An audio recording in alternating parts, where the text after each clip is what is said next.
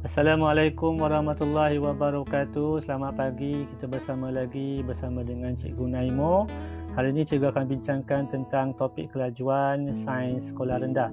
Pertama, untuk slide pertama, kita lihat pada definisi kelajuan. Kelajuan ialah ukuran cepat atau lambat sesuatu objek yang bergerak dari satu tempat ke tempat yang lain.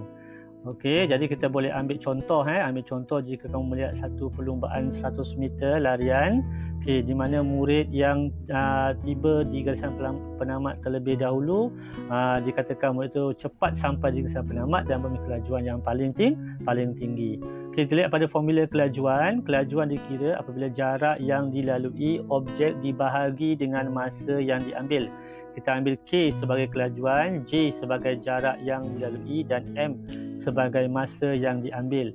Jadi kita boleh bentuk formula K sama dengan J bahagi M ataupun dalam bentuk ini di mana operasi bahagi kita tuliskan dalam bentuk per, K sama dengan J per dengan M.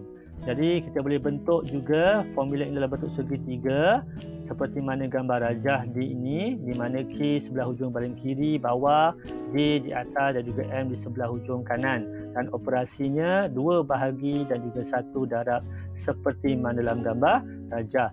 Kalau menggunakan kaedah tangan, kita boleh bayangkan segitiga itu di tapak tangan kita seperti mana yang ditunjukkan dalam gambar rajah. Untuk unit yang terlibat, untuk kelajuan ataupun K melibatkan unit iaitu kilometer per jam, meter per minit, meter per saat dan juga sentimeter per saat.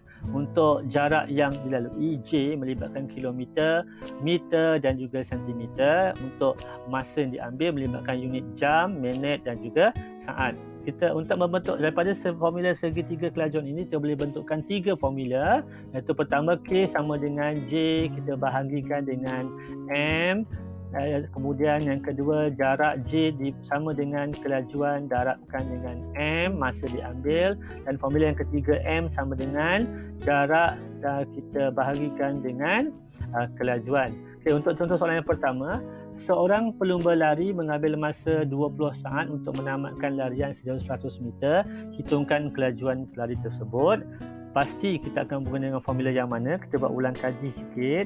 Kita pasti akan menggunakan formula yang pertama sebab kita nak cari kelajuan. So kita masukkan formula ini. Okey, kita masukkan nombor-nombor yang terlibat yang mana J-nya ialah 100 meter. Kita perkan dengan 20 saat. Kita boleh matikan sifar untuk pengangka dan penyebut. Kemudian 10 bagi 2 bersamaan dengan 5 meter per saat. Untuk soalan yang kedua, sebuah motosikal memecut di lebuh raya dengan kelajuan 150 km per jam dan tiba di destinasi hanya dalam masa 2 jam. Hitungkan jarak yang dilalui. Pasti kita akan menggunakan formula yang mana? Okey, cuba adik-adik teka. Kita akan menggunakan formula yang kedua sebab ia mencari jarak yang dilalui, iaitu inilah formula yang kita akan gunakan. Okey, kita akan masukkan nombor-nombor yang terlibat dalam formula ini di mana jaraknya ataupun kelajuannya adalah 100 km per jam didarabkan dengan masa iaitu 2 jam. 150 darab 2 bersamaan dengan 300 km saja, minta maaf Okey, untuk yang soalan yang ketiga, sebuah kereta lumba X bergerak selaju 100 km per jam untuk menambahkan perlumbaan sejauh 5 km.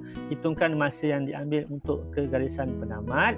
Jadi formula kita akan gunakan, pasti kita akan gunakan formula yang mencari masa, iaitu formula yang ketiga. Okey, ini formula yang kita akan gunakan, masa yang diambil bersama dengan jarak kita bahagikan dengan K. Jadi kita masukkan semua nombor-nombor yang terlibat. Okey, jaraknya 5 km, kita bahagikan perkan dengan 100 km per jam untuk kelajuannya bersamaan dengan kita guna setiap 5, kita bahagi dengan 5 untuk setiap satu, 5 km bahagi 5 dan 100 km per jam bahagi dengan 5. Jadi kita akan potong situ, kita akan dapat jawapan 1/20 jam. 1/20 Baik, kita pergi pada satu soalan yang ketiga. Sebuah kereta lumba X bergerak selalu 100 km per jam untuk menambahkan perlumbaan sejauh 5 km. Hitungkan masa yang diambil untuk sampai ke garisan penamat. Okey, kita nak carikan masa. Jadi kita pasti akan menggunakan formula yang ketiga, iaitu untuk mencari masa, jarak dibahagikan dengan kelajuan. Jadi kita akan menggunakan formula yang ketiga. M sama dengan jarak bagi kelajuan. Jadi kita akan masukkan semua nombor yang terlibat. 5 km perkan dengan 100 km per jam, kita bahagikan dengan 5 bahagi 5 bersama dengan 1, dan juga 100 km kita bahagikan dengan 5 bersamaan dengan 1/20 jam. Dari 1/20 jam kita tukarkan kepada unit minit, di mana hubungan jam dan minit lah 1 jam bersama dengan 60 minit. Jadi kita 1/20 kita darabkan dengan 60 minit, kita boleh potongkan sifar untuk pengangka dan penyebut, dan juga kita ambil 6 bahagi 2 darab 1 bersamaan dengan 3 minit. Itulah jawapan bagi soalan ini. Dan diharap dengan segala penerangan berkenaan dengan topik kelajuan ini akan lebih memahamkan anak-anak dalam topik kelajuan ini. Itu kita akan jumpa lagi di video yang akan datang. Sekian, terima kasih. Assalamualaikum.